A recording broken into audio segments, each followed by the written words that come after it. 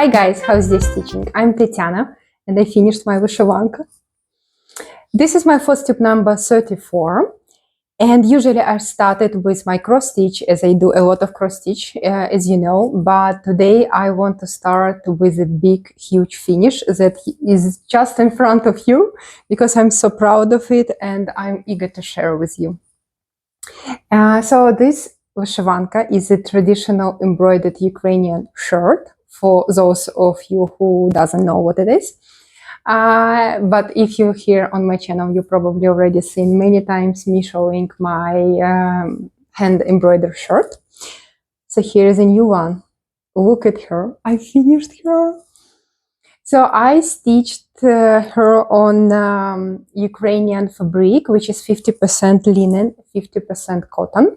I don't know the company. I bought it in Ukraine. It was like by pieces fabric. For as my floss, I used DMC that I thrifted here in Italy for a very little price. It actually says that it's for crochet, but you know, it also worked for stitching just as good. Those type of cordonette. This is color ecru. My fabric is white, of course, and I used 2 skeins like that, and I started the 3rd one. But I have many more for other projects here. Very happy with this thrift shop find. And let me show her up close. Look at her. Look at all those details. So this part is a traditional Ukrainian stitching that is present on other Vyshyvankas, so I just copied that. Here I used a smoking, and here I used a not very famous stitch, but very beautiful stitch that is present also in some Ukrainian Vyshyvankas. Then for the calf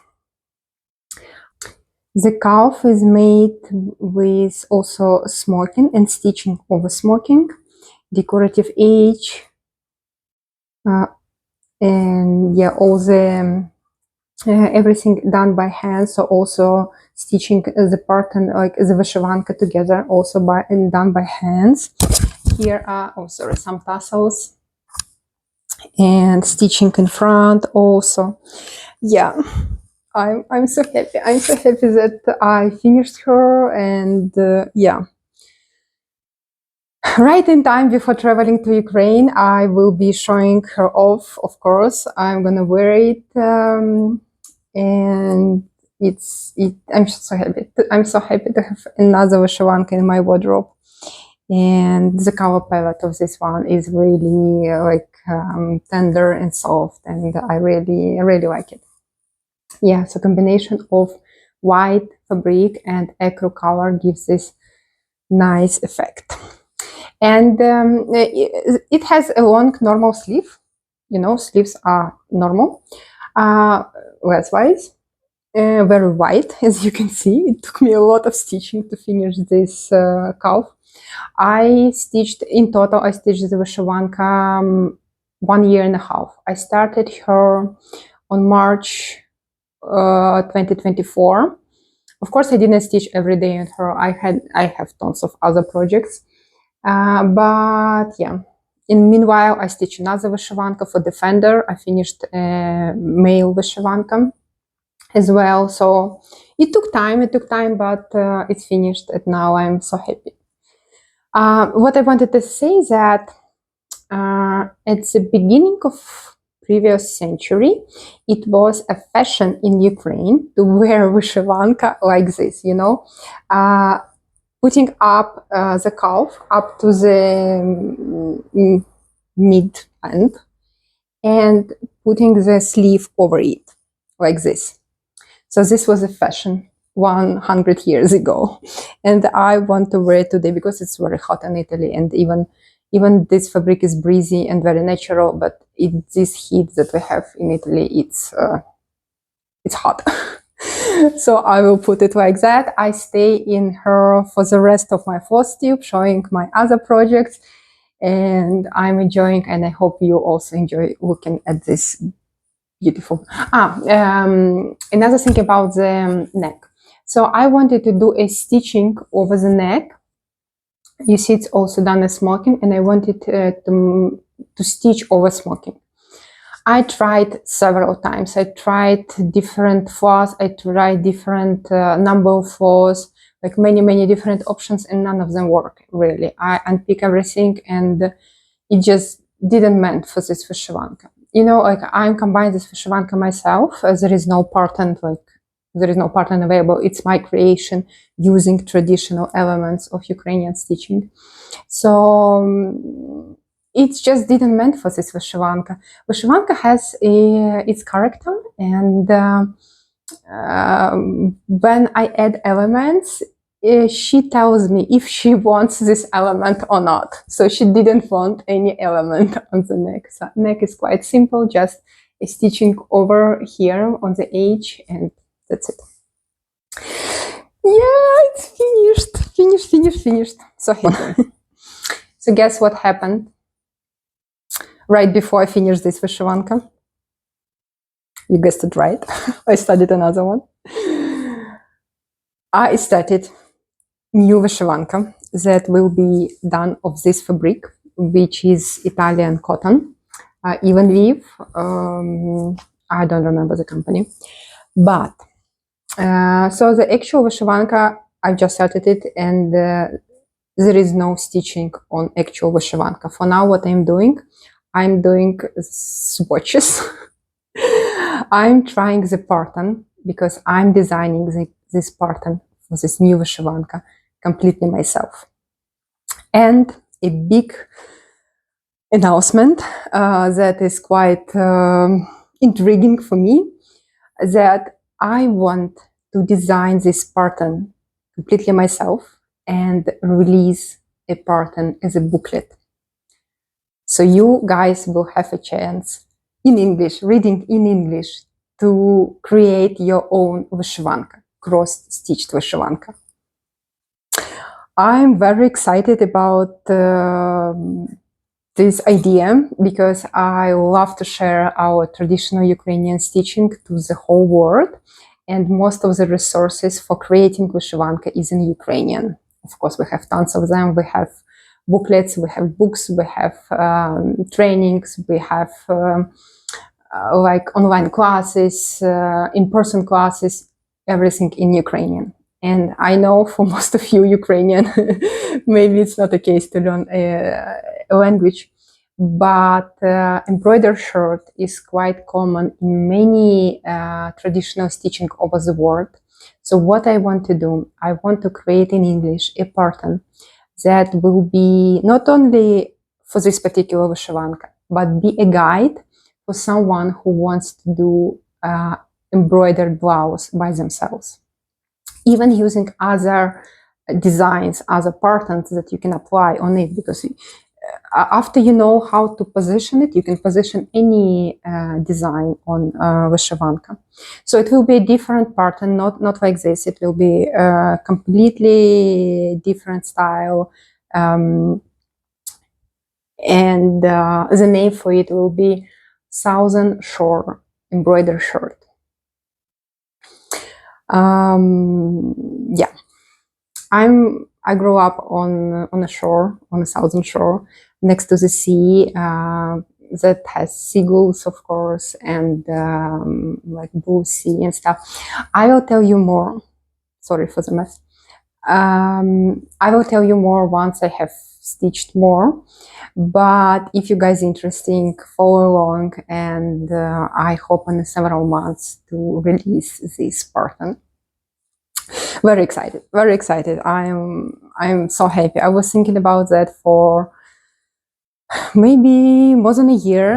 The idea came that I want to do a pattern in English for Vyshyvanka. For this particular Vyshyvanka, I had an idea for many years. Yeah, so stay along if you're interested. It was another big start, big finish, big start. Then more on traditional Ukrainian stitching. In this beautiful project bag that I made myself, I tell a story about the stitching. That was my first attempt to design my creation that I never finished. I did it when I was a child, never finished it, but I love it. I love it, so I decided to use it and make a project bag. I used beautiful French cotton from Sajou for this bag. Yeah, I told you already about this bag. You've seen it. So here lives Rushnyk. Rushnyk is a traditional tower or table runner or tower that was stitched in Ukraine. And I have a good progress on it. Good progress. So my tower will be almost 3 meters long. You see, almost 3. All of that will be stitching, guys. It's crazy. Almost 3 meters long. It will be a big stitching. But I got the progress on it. Look at that. So I made the bottom part with traditional stitching for Rushnyk. There, like, you outline with stitching, you outline, you design, and you fill in with different types of stitching. And this one got a good progress, very good progress. Then it took me a lot of time, but I finally did one edge of the stitching. So this is a stem stitch, and I made almost 3 meters of it. It took me a lot of time. This last month we had across the pond stitchy chat group. We had a Zoom as usual that we have on the second Saturday of every month, and I was teaching on that during our perfect Zoom stitch. You just keep stitching of stem stitch, 3 meters of it. Yeah, it took me several days to accomplish this task, and I still need to do the other side. As you can see, the other side is still the raw edge of the fabric, but I keep it for the next time. Maybe not even the next time, maybe the one after, because it was a lot. Yeah, but I'm very happy with the progress. It's it's not the first tower that I stitch, but it's the first traditional tower that I stitch, and I'm very happy with this fact. Doing more and more traditional Ukrainian stitching, it fulfills me emotionally very nicely. And I live in Italy, you know, so I'm liking this connection with my country here. I'm missing Ukraine a lot. So yeah, this is my way to enjoy my culture. This one I showed you. Maybe I already, since we're here on before showing my cross stitch, I will show you my focus piece. I didn't have any official focus piece for the previous, for July, but for August, it will be another Vyshyvanka. Another Vyshyvanka that is already in progress. You've seen that I hadn't stitched on it. This is Mallovanka. That's also a traditional Ukrainian style of stitching. And I have a dedicated video for this Vyshyvanka. I started it last May on a Vyshyvanka day on Ukraine. I will link this video here. So I talked more about traditional Ukrainian stitching on Vyshyvanka, and also I showed how to do those stitches. So here I use 3 types of stitching: chain stitch, brick stitch, and something else I already forgot. But in that video I showed how to do that. So if you're interested, you can check it out. So this is my starting point. The reason why usually I don't take Vyshyvanka as my focus piece, because I always focus on my Vyshyvanka regardless. It's my like continuous focus piece. But I'm taking this one for the August because I will be traveling, and this is the perfect travel piece. I don't need a pattern. I have pattern outlined on my fabric. it's getting faded away, but probably I will need to recircle it. This temporary marker fades away quite quickly, which I like about it. It doesn't leave stains. So I will be just feeling the color as I travel. So I don't need the pattern. I can do it in any place. Just pull it out and stitch. Yeah. So for my travels, it's a perfect traveling piece that, yeah. I decided to, well, scheduling videos is quite difficult because of my studying. I think I will be doing Flosstube every first weekend of the month. So today is August the 2nd, and the next one will be the first weekend of September, where I will show you progress that I done. I don't think it will be a lot of progress because I will be traveling, but we'll see. Maybe. Who knows? Okay, that's all traditional stitching. Now we're back to cross stitch. Here's another, it's not a project bag, it's actually a laptop cover that I stitched. But I use it as a project bag because I don't need the laptop cover. Here leaves, I already mentioned Across the Pond Facebook group where it's beautiful community of stitchers. And this year we have a stitch along of One Stitch at a Time by Ladina. And I caught up. Usually I'm very behind of my every stitch along. But this time I'm kind of on track. In July I caught up on June, and I think also May. I lost track of it. I know that I'm on track now, but I don't remember already which month is which. So here's my progress. I love stitching on it. I'm stitching it on a beautiful Mary's sampler from Swan Bay Fabric. Love it, love it. Fabric is amazing, color is amazing. It's a 32 count, 2/2, and I'm using my color conversion. And the video started unexpectedly. I don't remember what I was talking about. What I wanted to say is that there is also initials here, and the pattern doesn't have alphabet. But you know what? We all stitch samplers, and I have just 1,000 different alphabets available around in other stitching, in books, so I didn't really need an alphabet. I was browsing through my books that I have with samplers, and this book that I picked up just recently, I visited a beautiful exhibition here in Italy. I have a very popular video about that. Probably you already seen it, but I bought this book there, and I had a closer look on the samplers that are inside. They're amazing. That's a great book. I used this. I used this sampler, the first alphabet from it, for my stitching. It really fitted size-wise and style-wise. Beautiful.